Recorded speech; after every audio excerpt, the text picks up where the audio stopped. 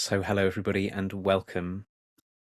This is Lizzie and Justin from Thirdspace, and this is the Turning Towards Life conversation in its 302nd week. And you are all so welcome to be here with us, whether you're live, as some people are in our Facebook group, which you're all very welcome to join, or listening on a podcast or on YouTube. Maybe in July 2023 when we're recording this, but who knows how many years into the future you might be finding your way to us. You are all very, very welcome here. And Lizzie, it's wonderful to be with you again. And you'll know this, Lizzie, but how this works is each week we find a source to be the seed of our conversation, and we read the source and then we see what happens. And so far, 301 previous times, it's been good stuff. So it's really a joy to be able to do this and see what unfolds this week, and to benefit, Lizzie, from you and from this wonderful source that you've brought us. Thank you. Thanks, Justin. So this week we have this really beautiful poem, and it's called Therapy by Nayyirah Waheed. And I'm going to read it, and then Justin, you'll read it, and we'll just see what comes from our imaginations and worlds together. So if you're listening and you're able, maybe take a deep breath and find your feet on the floor, or maybe if you're walking, just find a bit of contact that you didn't have before with the way that your body's moving. Maybe you're trying to go to sleep through listening to Turning Towards Life. That happens for people often. Let's just take some breaths together in service of receiving this piece of beauty by Nayyirah for all of us. And I'm going to read. The hard season will split you through. Don't worry, you will bleed water. Do not worry, this is grief. Your face will fall out and down your skin, and there will be scorching. But do not worry. Keep speaking the years from their hiding places. Keep coughing up smoke from all the deaths you have died. Keep the rage tender, because the soft season will come.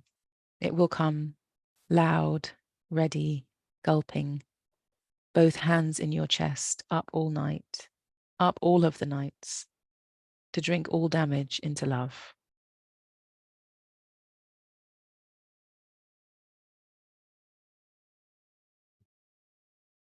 Therapy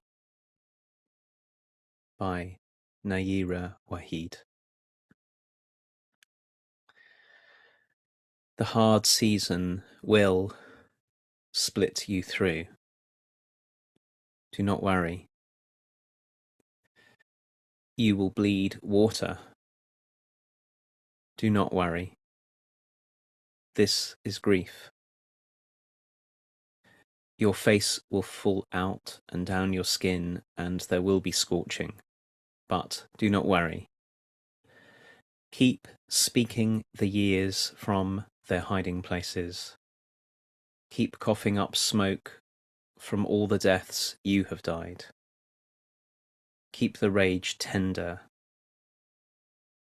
because the soft season will come.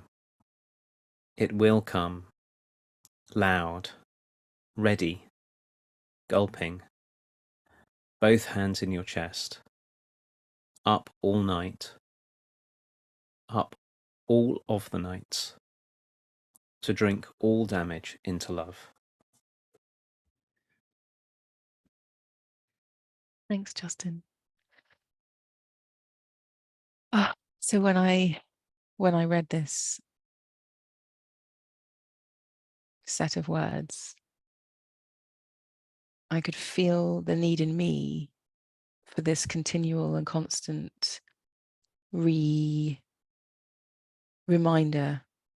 reaffirmation of the faith that it takes to be with the splitting through that the hard season brings. I could feel how much I need to hear again and again and again through countless different kinds of poetry and people and books and all of those things, that when it's hard to be human, we can have faith in what's on the other side. Because being ones who face things, the name of this whole thing, Justin, is turning towards life, which in some way, for me, tells me that we're committed to turning towards things rather than turning away from them. Which means when we feel sad, we acknowledge our sadness. When we feel rageful, we acknowledge our rage, and we get into conversation, we feel it, we embrace it and let it be here and have faith.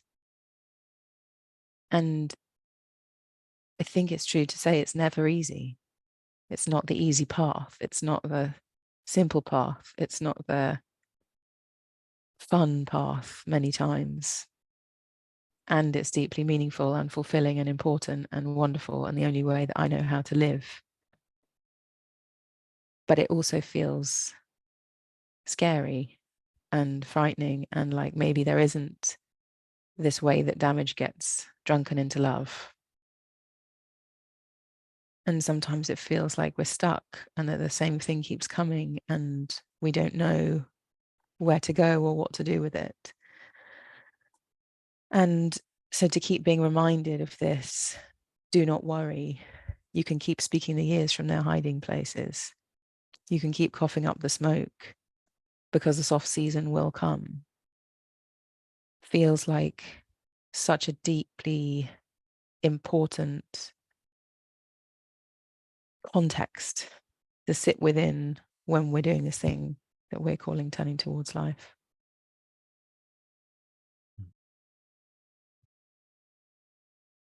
Whilst you've been speaking, Lizzie, all kinds of words and associations and feelings have been bubbling up in me, and the one that was just arriving as you were talking was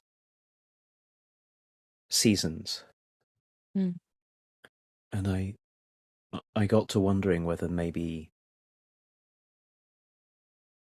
some of our difficulties with difficulty, like the ones that Nayyirah Waheed is writing about here,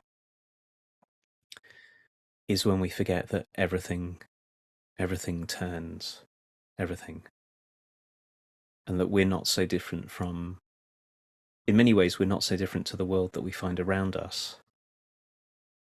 Like, we can think we're such a different kind of something, which is not even the right word, different kinds of beings to the world, but the world, I mean the world that grows and lives and breathes and expresses, the living world that's all around us, is so clearly seasonal. Mm. But the more separate from it and more distant from it we make ourselves through the stories we tell about ourselves, and the sort of the technological story, and the lights on 24 hours a day story, and the houses that or buildings that to a certain extent protect us from seasons and all of those kind of things, they can have us forget the very deep truth that in one way is expressed in what you were saying and in this poem Therapy, which is do not worry, stay on in as you can, in whatever way you can. The world will turn and something afresh will be born. That's the kind of faithfulness to have. And I suppose I'm saying this, where does anything we say in this conversation come from? I'm saying this because I realize how often I forget this. Mm. How often I that one of the ways that I turn away from grief, particularly, is to try and be the one who isn't seasonal. Like I won't let myself be blown. There are certainly parts of me, is probably the right way to say it. There are certain parts of me that are deeply, deeply resistant to letting anything split me through, to letting my face fall, run off. yeah, in an attempt to keep the lights on. Like the analogy of keeping the lights on when what is called for, the relief, and I've known this many times when I've remembered Mm-hmm. the great relief in letting, not just turning towards grief or sorrow or a hard season, but actually turning my understanding of myself inside out enough that I can let it work through me rather than I have to be the one who figures out what to do here. Just like the trees don't have to figure out what to do every time spring comes along and the leaves start, Yeah. but it's very, very ordinary. And I suppose it was one of the reasons I found hearing you and reading this poem just now very, very tender, because it's a reminder that in me and in all of us, there are those parts of me that really are very, very committed to holding on and making sure nothing ever blows through. And then there is something deeper in me, which is really deeply faithful Mm-hmm. to life. And so part of turning towards grief is not just turning towards it, but it's actually also um, seeing if I can already do enough softening inside that in me, which is much more timeless and much more faithful and much more like the flow of seasons or the movement of a river, and much less like a machine with a series of cogs or something, has a bit of a chance to breathe. And then the difficult thing to do, at least for me, but the very necessary thing, is then to let go and trust that the soft season will come. Yeah. It will come loud and ready and gulping. Yeah. I feel like I'm receiving from this poem as well, Justin, this invitation to be faithful to the practices that we have. So there's actions in here, like keeping on speaking and keep coughing things up that are there. And so I'm really moved by this encouragement to keep on doing things that have us process our lives. Keep on faithful to the practices, to the speaking, to the conversations, to the relationships that can hold this maybe reflective, excavative, I don't know if that's a word, but where you go places that you didn't even know existed, which I know that you and I both do, even when we don't understand them, even if we don't have language for them. But they're in our experience, they're calling to us somehow. So if we're avoiding something, or if we're defensive, or if we're reactive to something, or if we're really thrown by things, it's an invitation into something that we take somewhere rather than do everything we can to never experience that thing or keep on avoiding something. And so it's really moving to feel both the kind of seasonal allowing that's necessary in this whole process, whilst also staying committed to the doing of things. And I think for me, and maybe many other people too, the kind of discomfort that comes from holding something down or not acknowledging it or pushing it away, at some point, maybe to your point about seasons, becomes unbearable. Like the seasons can't hang on to one another or deny themselves because they come. So the summer can't smother the winter, and the spring can't decide to ruin the autumn or something. The relationship between the seasons is that they allow one another to be there in the cyclical, natural beingness of the world. And so when you said, maybe not, we're not that different to those things,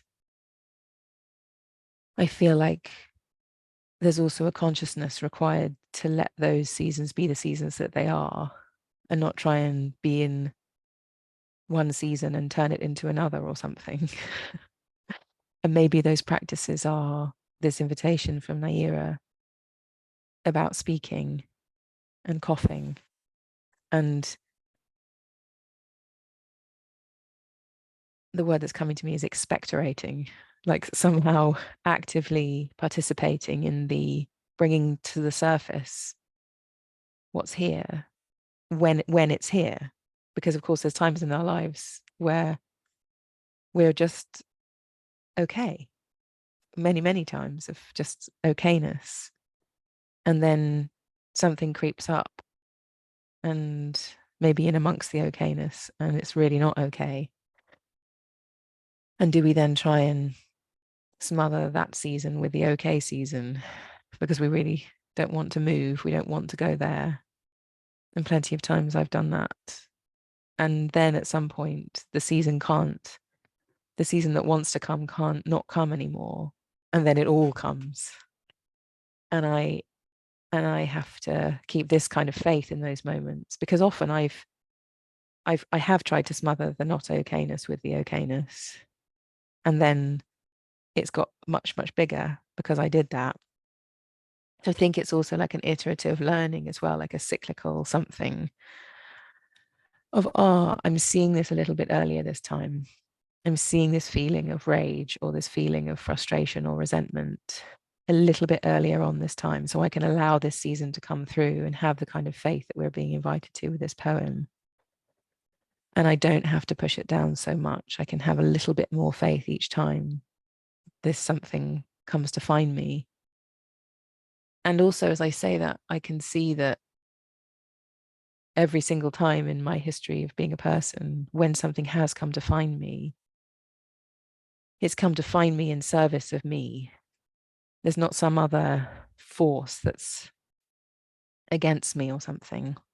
No matter how dark and painful it feels, the pain and the suffering has always transmuted itself into something wonderful and purposeful and good. And of course, I can remember the pain, I can remember the horror, but I can feel, I suppose, in the word healing is coming to mind, in the healing, in the acknowledging and facing and welcoming and holding of the parts of me that feel devastated, wounded, traumatized. I can learn from them. They turn me into a broader human. They have me see way more things about humanity that I didn't see before. They have me feel in ways that I couldn't before. And so this invitation to keep on keeping on with the speaking and the coughing feels really affirming, feels really invitational, feels really like the next time something comes to the surface to be held or talked about, I can take a deep breath and remember this and find this in my body and say, okay, there's a path of faith here. I can follow this one.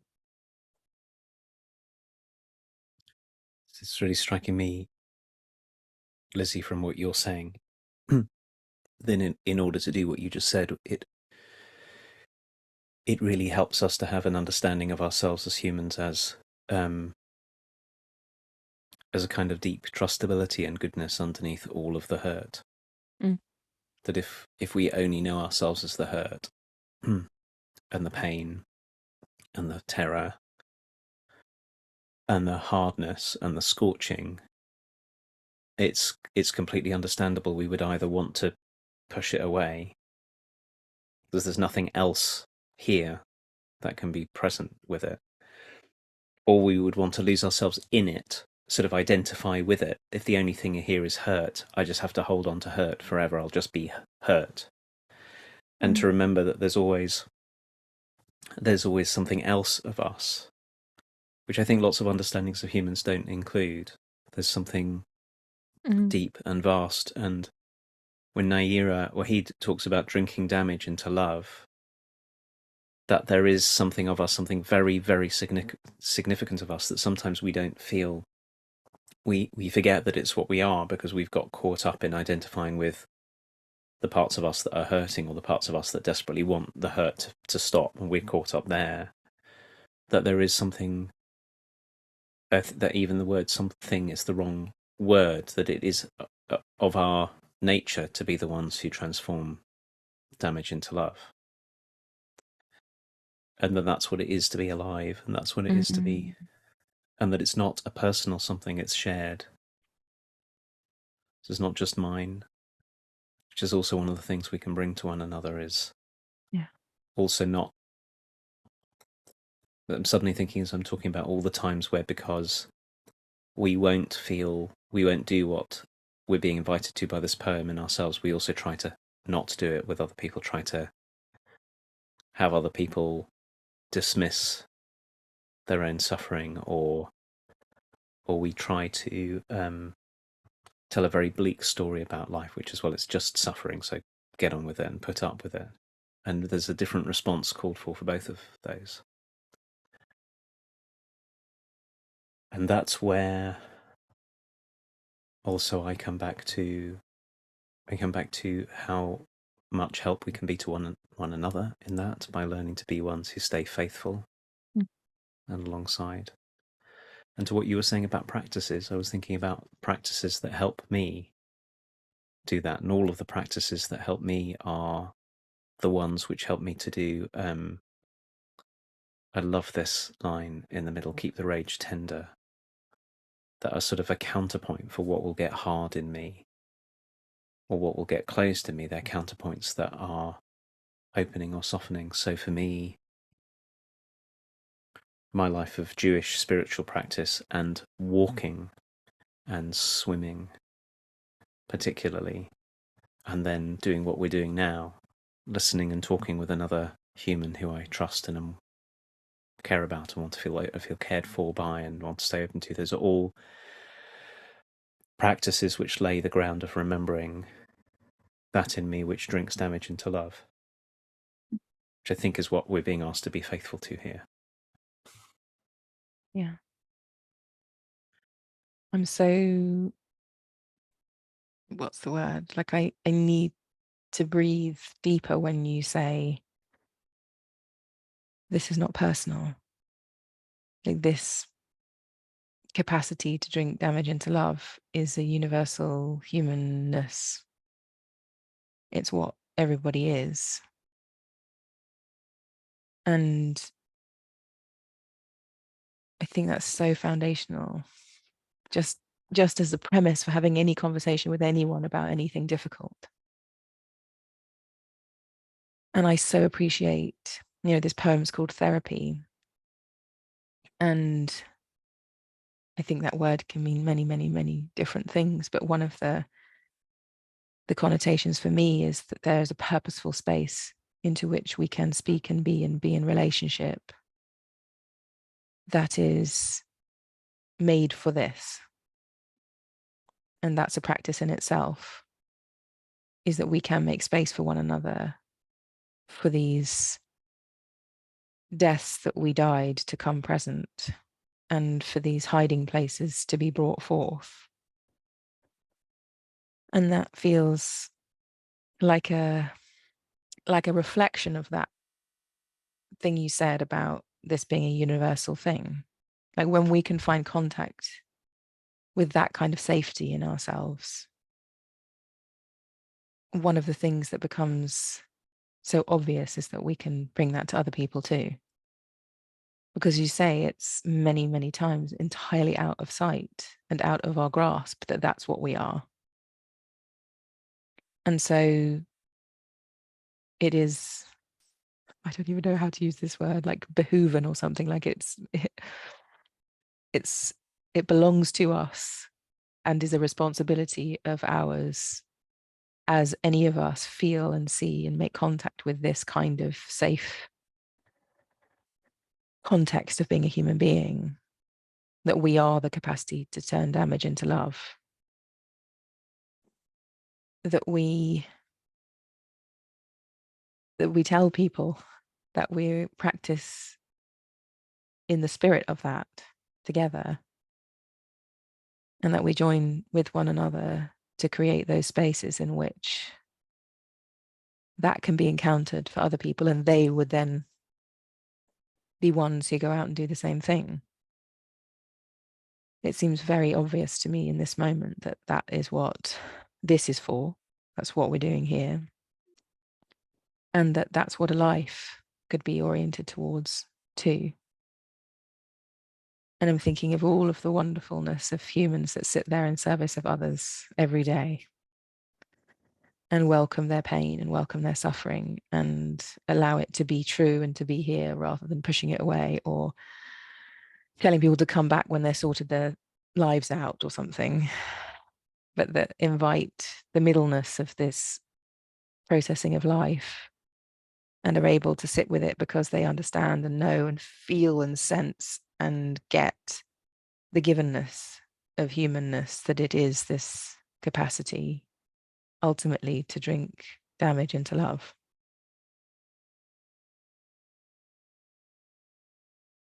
Oh, I've got two other things that are happening in me, Lizzie, as you're talking. One was I was thinking about the ways that we can, just on what you said about when we're able to be the ones who acknowledge and name that pain or suffering or grief is here, and not turn away, how important the naming is. And it's very unfortunate that for many of us in the wider culture in which we live, the greatly encouraged practice is to pretend that we're not in a hard season. Mm-hmm. And there are lots of cultures in the world where when we're in hard seasons like grieving, we show it by changing the clothes that we wear, or the outward signs, so that we can communicate to one another, I'm in this season and not in the season I was in before. And it's got me wondering about the ways in which we can be support to one another in being open about, in naming the difficulties that we're in, and not carrying on with a let's pretend nothing is happening here kind of culture that's around.